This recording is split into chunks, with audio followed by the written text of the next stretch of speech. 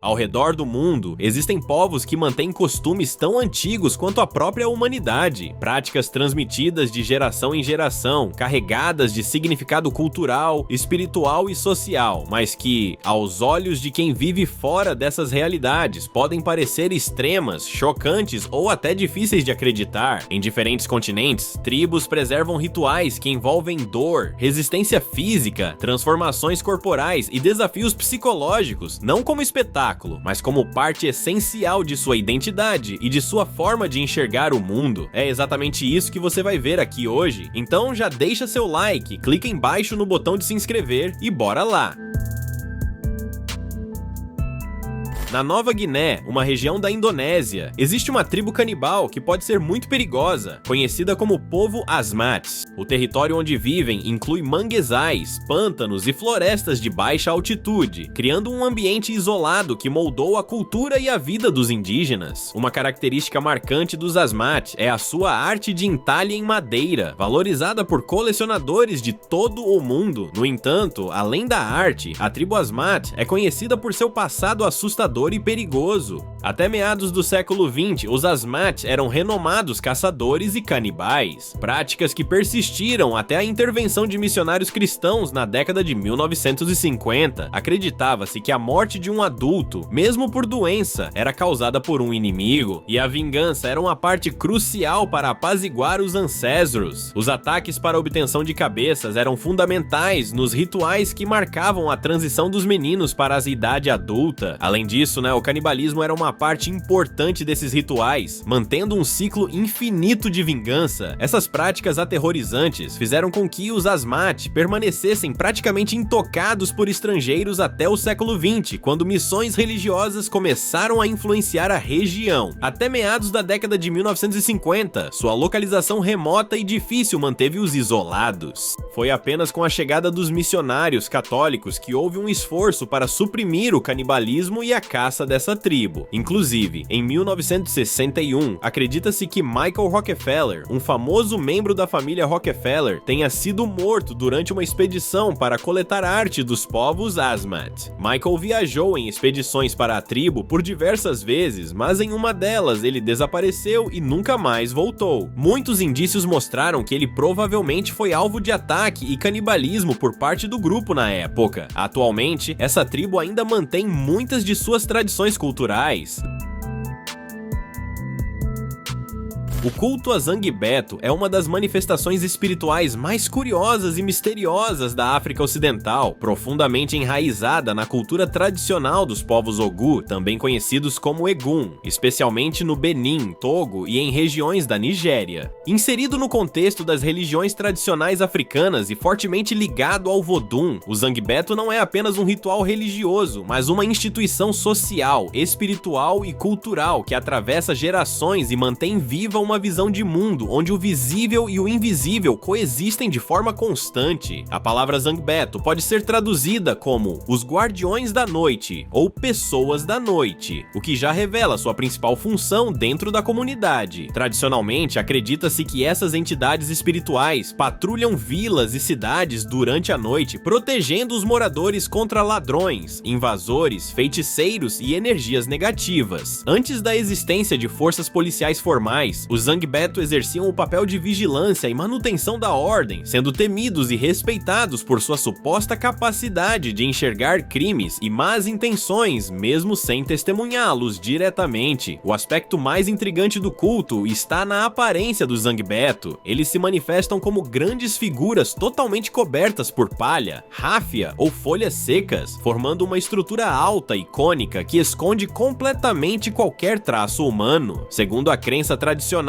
não existe uma pessoa comum dentro da vestimenta. O que se manifesta ali é o próprio espírito da noite. Durante as cerimônias, essas figuras giram rapidamente, movem-se de forma aparentemente autônoma e entram em estados de transe que reforçam a ideia de uma presença sobrenatural. Há relatos de feitos considerados impossíveis, como a capacidade de engolir objetos cortantes, realizar movimentos complexos sem perder o equilíbrio ou revelar informações ocultas sobre membros da comunidade. sociedade. Além do caráter místico, o Zangbeto cumpre uma função social muito clara. Ele atua como um mecanismo tradicional de controle social, ajudando a impor normas, resolver conflitos e preservar valores coletivos. Em algumas comunidades, suas decisões ainda são respeitadas, mesmo com a presença de sistemas jurídicos modernos. Isso acontece porque o Zangbeto não representa apenas a autoridade, mas também a ligação direta com os ancestrais e com o mundo espiritual, algo que, para essas culturas, possui um peso moral imenso. O culto também se manifesta em grandes festivais e celebrações públicas, especialmente durante eventos ligados ao Vodun, como os festivais tradicionais no Benin. Nessas ocasiões, o que poderia parecer apenas uma apresentação folclórica para um observador externo é, na verdade, um momento sagrado, onde música, dança, transe e espiritualidade se misturam. Cada movimento, cada batida de tambor e cada giro do Zangbeto carrega simbolismo e reforça a conexão entre o mundo material e o espiritual. Na pequena e remota ilha de Pentecostes, no arquipélago de Vanuatu, no Pacífico Sul, existe um dos rituais tribais mais impressionantes e antigos do mundo chamado Nagol, que é tanto um rito de passagem quanto um ritual ligado à fertilidade e à colheita do inhame. Todos os anos, entre abril e julho, os povos indígenas das comunidades no sul da ilha se reúnem para realizar essa cerimônia. Durante semanas, jovens e homens da vila trabalham juntos para construir uma alta torre de madeira, normalmente entre 20 e 30 metros de altura, usando apenas galhos, cipós e troncos da floresta, sem pregos ou componentes modernos. Quando a torre está pronta, começa o Nagol. Os meninos, desde cerca de 7 anos de idade até homens adultos, sobem até o topo, vestindo o que podem de roupa tradicional e amarram cipós fortes e flexíveis aos tornozelos. Esses cipós, escolhidos com extremo cuidado, são a única coisa que impedirá que a queda seja fatal. No momento certo, cada participante lança-se no vazio, de cabeça para baixo, confiando apenas na força dos cipós que se esticam sob a gravidade e nos músculos de seus próprios corpos. O objetivo é que o cipó estique o suficiente para desacelerar a descida e fazer com que a cabeça ou os ombros do mergulhador toquem levemente o solo. Esse contato quase simbólico com a terra é considerado um sinal de bravura e de boa sorte para as safras que virão. É sempre válido ressaltar que tal ritual é considerado muito arriscado e gera debates entre especialistas sobre tal risco. Por isso, não tente repetir isso em casa de forma alguma. Para os povos de Pentecostes, o Nagol é um rito de passagem tradicional, um teste de coragem e resistência que demonstra que um jovem está pronto para as responsabilidades da vida adulta. A tradição também é vista como um ritual simbólico de fertilidade da terra e das colheitas, pois acredita-se que um salto bem-sucedido pode trazer prosperidade, especialmente para a safra de inhame, um alimento central na cultura local. Em algumas regiões do México, especialmente em contextos ligados a rituais espiritualistas contemporâneos, ganhou notoriedade uma cerimônia em que os participantes inalam uma substância incomum, a secreção de um sapo conhecido cientificamente como bufo alvarius. Esse animal, nativo do deserto de Sonora e de áreas do norte do México e sudoeste dos Estados Unidos, produz uma secreção leitosa que contém compostos psicoativos potentes capazes de provocar intensas alterações na consciência. Após a extração e secagem dessa secreção, o material passa a ser chamado simplesmente de bufo e é inalado em cerimônias que prometem experiências de expansão espiritual, autoconhecimento profundo e sensação de transcendência. Os efeitos, no entanto, são extremamente intensos e rápidos, podendo incluir perda momentânea da noção de identidade, alucinações, alterações físicas e forte impacto emocional. Nos últimos anos, esse tipo de ritual ultrapassou as fronteiras mexicanas e passou a ser realizado também em outros países, inclusive no Brasil, o que gerou grande controvérsia. Isso porque a substância presente no veneno do sapo é classificada como substância ilícita no país sem autorização para uso religioso, terapêutico ou recreativo. Além da questão legal, surgiram denúncias de participantes que relataram não ter sido devidamente informados sobre os riscos envolvidos, descrevendo episódios de crises de ansiedade, surtos psicológicos, mal-estar físico e consequências emocionais prolongadas após a experiência. Autoridades de saúde e segurança passaram a investigar grupos que promoviam esses rituais, e o tema entrou no debate público envolvendo limites entre liberdade religiosa, uso de substâncias psicoativas e proteção à saúde. O ritual de afiar ou cinzelar os dentes em algumas tribos da Indonésia, especialmente entre o povo Mentawai, é um exemplo marcante de como modificações corporais podem estar profundamente enraizadas em valores culturais, estéticos e espirituais tradicionais. Nos Mentawai, um povo indígena que habita as Ilhas Mentawai, na província de Sumatra Ocidental, este costume esteve historicamente ligado à ideia de beleza, maturidade e identidade cultural. Entre os Mentawai, principalmente mulheres jovens ao redor da puberdade, passam por um processo de afilamento dos dentes, tradicionalmente realizado por um parente mais velho ou por um membro experiente da comunidade, usando ferramentas simples como um cinzel ou uma pequena lâmina e um martelo de madeira ou ferro. Durante o procedimento não há anestesia, a pessoa normalmente segura um pedaço de madeira ou um fruto verde para morder, o que ajuda a aliviar um pouco a dor. As incisões e limagens transformam os dentes frontais em formas mais pontiagudas e triangulares, às vezes comparadas a dentes de tubarão ou a um estilo estético distinto daquela cultura. Esse ato doloroso é mais do que apenas uma modificação física. Como dito anteriormente, para os Mentawai, dentes afiados são associados à beleza e muitas vezes simbolizam que a jovem está pronta para a vida adulta, o casamento e a maternidade. Os Azaru Mudmen, conhecidos como o Povo do Lodo, são uma tribo da Papua Nova Guiné com um visual bem diferente e marcante. Os Homens de Lama de Asaro ganharam esse nome porque, além de cobrirem o corpo todo com lama, eles usam máscaras de barro em cerimônias e rituais. Essas máscaras, muitas vezes decoradas com feições exageradas e expressões assustadoras, têm uma história que mistura cultura e estratégia. Diz a lenda que, séculos atrás, o povo Azaru estava fugindo de tribos inimigas e se escondeu perto de um rio lamacento. Quando saíram cobertos de barro, os inimigos, achando que eram espíritos ou criaturas sobrenaturais, ficaram apavorados e fugiram. Desde então, esse incidente deu origem ao costume de usar esse disfarce para amedrontar o inimigo. Hoje, o uso dessas máscaras é mais simbólico do que prático. Elas aparecem em danças e apresentações culturais que contam histórias antigas e reforçam a conexão do povo com suas tradições. Os movimentos lentos e quase teatrais dos homens, combinados com o visual das máscaras, criam uma atmosfera meio misteriosa e intrigante. Apesar do impacto visual, o processo todo é bem simples. Eles modelam o barro, deixam secar e pronto. Nada muito sofisticado, mas o efeito é impressionante.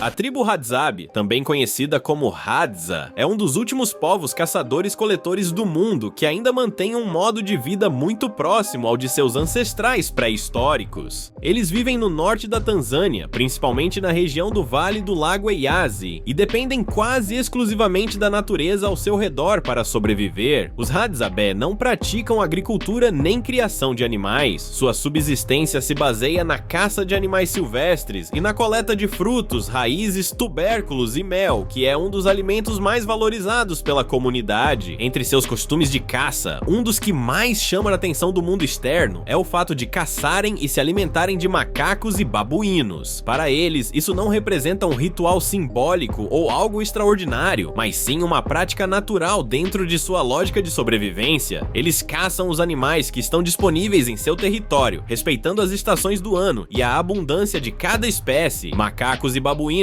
fazem parte da fauna local e, quando abatidos, fornecem uma importante fonte de proteína, especialmente em períodos em que outros alimentos são mais escassos. A caça é realizada principalmente pelos homens, que desde cedo aprendem a confeccionar e utilizar arcos e flechas artesanais. Muitas dessas flechas têm pontas tratadas com venenos extraídos de plantas locais, o que aumenta a eficiência da caça. Do ponto de vista cultural, não há tabu religioso ou moral em relação ao consumo consumo de macacos, como existe em algumas sociedades modernas que enxergam isso como absurdo. Afinal, não faz parte do cardápio da maioria das pessoas e sociedades pelo mundo. Vale ressaltar que, segundo biólogos, a manipulação e consumo de carne de primatas não humanos representam um alto risco de transmissão de doenças para os seres humanos. Biólogos alertam que vírus similares ao HIV e outros patógenos, como herpes, ebola e hepatites, podem ser transmitidos ao homem através do contato com sangue e tecidos de macacos. Portanto, há um certo risco. Quando o deputado do bairro de Kibra, no Quênia, Ken Okoth, faleceu em 2019, sua família enfrentou uma séria divisão sobre o que deveria acontecer com seu corpo após a morte. Uma tribo predominante no local, de certa forma, exigia que um ritual fosse seguido. Okoth, que tinha sido diagnosticado com câncer, havia deixado expressamente em seu testamento o desejo de ser cremado, e assim sua esposa e alguns familiares decidiram proceder com a cremação em Nairobi, no crematório de Kariokor, em uma cerimônia privada conforme a vontade dele. No entanto, a decisão de cremar o corpo contrariou profundamente certos costumes da cultura Luo, um dos principais grupos étnicos do Quênia, especialmente na região de Kabondo Kasipul, no condado de Homa Bay, de onde Ken Okoth tinha raízes familiares. Para muitos anciãos e líderes tradicionais Luo, a cremação representa um desrespeito às práticas culturais de luto e rituais de passagem. Segundo a tradição Luo, quando um membro da comunidade morre, o corpo deve ser trazido para o lar da família, no caso, a casa materna ou o local ancestral, e enterrado ou simbolicamente representado por meio de um ritual que inclua o sepultamento de um caule de banana no lugar do corpo quando este não estiver presente. Além disso, o ritual também prevê que a viúva deve manter relações com um estranho por 4 dias como uma forma de purificação, fato esse que colaborou ainda mais para a negativa não só da viúva, mas também de parte dos familiares na participação do que era exigido pela tribo. Esse pedido dos anciãos se tornou motivo de polêmica pública e disputa familiar, porque ele confrontou diretamente o desejo individual do falecido e sua autonomia pessoal com as normas culturais tradicionais mantidas por parte de sua família e pelos líderes comunitários. Alguns membros da família apoiaram a posição tradicional dos anciãos, enquanto outros sentiram que a vontade explícita do deputado deveria prevalecer e que forçar rituais tradicionais depois de sua cremação poderia desrespeitar seus direitos e sentimentos. Embora tenha sido considerado ilegal pelo governo em 2015, o costume se mantém vivo em uma das áreas mais pobres e rurais do país. O ritual da tucandeira é uma prática bem intensa e dolorosa, realizada por algumas tribos da Amazônia, como os índios Sateré Maué, no Brasil. Esse ritual tem como foco uma das formigas mais poderosas do mundo, a tucandeira. Elas são pequenas, mas seu veneno é bem forte e pode causar dor extrema. A cerimônia acontece quando os jovens da tribo estão prontos para entrar na vida adulta. O ritual envolve colocar as formigas tucandeiras em luvas feitas de fibras naturais. Essas luvas são recheadas com formigas, e o jovem precisa colocar as mãos dentro delas. Quando as formigas são provocadas, elas picam o participante várias vezes, liberando veneno por todo o corpo. Os insetos são conhecidos como formigas-bala, porque a dor da ferroada é comparada a um ferimento por arma de fogo. Os participantes precisam se concentrar ao máximo para não demonstrar fraqueza. Para os Sateré Maué, esse ritual é uma maneira de testar a resistência, a coragem e o controle emocional do jovem. Quem passa pela prova e não desmaia ganha respeito na comunidade.